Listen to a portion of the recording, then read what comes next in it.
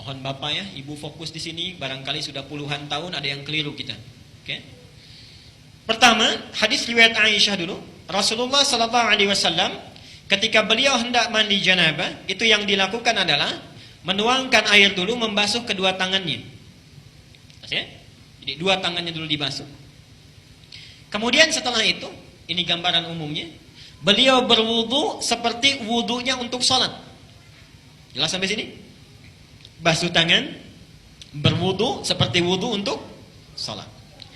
Yang ketiga, dari bejana yang sudah disiapkan itu, kalau kita mungkin gayungnya sudah ada, mengambil sebagian air, kemudian menyela-nyela rambutnya, diratakan dengan tangannya. Jadi tidak langsung menyiram air, Pak ya. Tidak langsung menyiram air, Ibu ya. Jadi yang pertama ingat, air diambil untuk basuh tangan kita dulu. Yang kedua apa? Berwudu seperti wudu untuk salat. Sebentar Pak, itu riwayat hadis Maimunah. Oke, saya sampaikan bagian pertama dulu. Nanti diperinci di Maimunah binti Al-Harith. Yang kedua apa? Berwudu dulu. Yang ketiga apa? Menyela-nyela kepala atau rambut ya, rambut kita. Yang keempat, kemudian mengambil air, membasuh, menyiramkan di kepala keseluruhan. Belum ke sini dulu. Belum ke badan ya. Saya ulangi pelan-pelan. Satu, mencuci tangan. Kedua, berwudu seperti untuk sholat. Ketiga, menyela-nyela rambut, meratakan keseluruhan. Keempat, menyiram rambut keseluruhan di kepala. Setelah itu, baru disiramkan secara keseluruhan. Jelas sampai sini? Disiramkan secara keseluruhan menggunakan sabun dan seterusnya. Ini gambaran hadis yang pertama yang umum sifatnya. Oke? Baik. Coba kita lihat. Dulu di sini. Nah, sekarang kita lihat bagian yang kedua. Ini riwayat siapa tadi? Aisyah radhiyallahu anha. Sekarang Nabi sallallahu alaihi wasallam ketika tinggal di rumah Maimunah, okay, kemudian setelah itu berhubungan dengan Maimunah binti Al-Harith, salah satu istri beliau. Kemudian Nabi sallallahu alaihi wasallam melakukan mandi janabah saat itu. Hadisnya diriwayatkan oleh Maimunah dari Abdullah bin Abbas. Abdullah bin Abbas di Al-Bukhari nomor hadis 265. Perhatikan. Sebentar, saya menyimpang dulu pelan-pelan. Ibu masih ingat Bapak kisah Ibnu Abbas itu? Anaknya usia berapa tahun? Baik. Silahkan cek pertemuan kita yang lalu, hadis Abu Daud nomor hadis 1365 itu ya. Ibnu Abbas dalam usia 4-5 tahun itu memaksa ingin tinggal di rumah bibinya Maimunah. Jadi Maimunah ini bibinya Ibnu Abbas. Tinggal di sana, ingin melihat bagaimana sifat bangunnya Nabi dari tidurnya sampai tahajud. Saya pernah terangkan ini ya.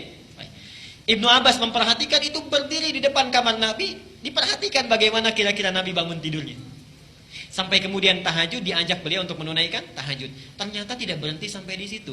Kelak kemudian hari, Ibnu Abbas ini karena sungkan bertanya kepada Aisyah kan, kalau Maimunah itu bibinya, bertanya kepada Maimunah bagaimana caranya Nabi SAW bermandi janabah. Disinilah muncul bagian yang kedua yang lebih terperinci. Satu, kata Maimunah, Nabi SAW bila hendak beliau bermandi janabah, perhatikan, satu, mengambil air dengan tangannya, okay. Lalu kemudian mencuci kemaluannya dengan tangan kirinya. Okay. Nah, kalau Bapak tadi sampaikan, kalau ingin cari referensinya, itu bukan riwayat yang Aisyah, tapi riwayat Maimunah binti Al-Harith. Ini bagian yang pertama. Yang kedua, hampir mirip dengan yang tadi, menyela-nyela bagian rambutnya. Okay. Bagi perempuan, ada dua cara. Boleh diikat, dikepang. Karena Maimunah itu juga pernah diikat, dikepang. Langsung bertanya pada Rasulullah, ya Rasulullah, apakah saat mandi perlu aku uraikan rambutku? Kata Rasulullah, tidak perlu. Cukup kamu guyur semuanya itu, dan bila telah merata, sah mandimu. Jelas ya? Baik. Kemudian setelah diratakan, lebih baik kemudian bisa diuraikan. Setelah itu selesai, kemudian diguyur. Selesai sampai sini, baru kemudian berwudu seperti wudu layaknya sholat. Tapi kaki belum dibasuh. Kaki belum dibasuh. Saya ulangi. Ambil air, basuh kemaluan dengan tangan apa? Kiri. Setelah itu menyela-nyela kepala, Setelah itu ambil air, kan? Basuh, baik siram, berwudu seperti layaknya wudu, akan sholat, tapi kaki kita belum dibasuh. Jadi cuma sampai telinga ya. Baik. Setelah itu siramkan secara keseluruhan.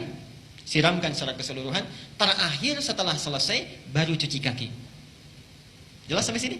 Nah, ini bisa ditemukan di Al-Bukhari nomor hadis 265.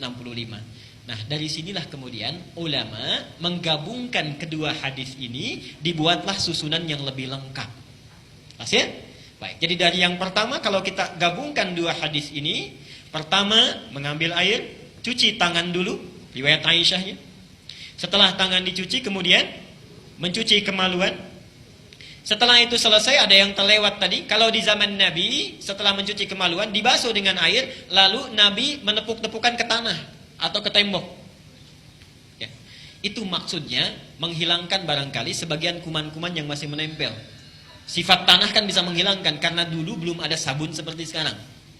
Kalau bapak ingin ikut, ibu ingin ikut sunnah Nabi, ikuti dengan cara yang cerdas. Jangan setelah dibasuh tempel-tempelkan ke tembok gini. Cukup pakai sabun, dicuci dengan sabun. Saya ulangi dari awal, tangan dibasuh dulu, basuh kemaluan, kemudian cuci dengan sabun. Setelah itu sela-sela kan? Baik ya, sela-sela, basuh kepala keseluruhan, berwudu seperti layaknya untuk sholat sampai kakinya. Satukan, sampai kakinya. Baru setelah itu dibasuh secara keseluruhan, mandi dengan rapi. Kalau sudah dilakukan tidak perlu wudu lagi.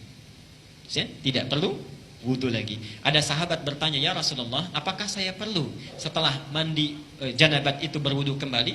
Kata Nabi, harus seperti mandi apa lagi untuk membersihkan? Bahasanya metafor, harus seperti mandi apa lagi?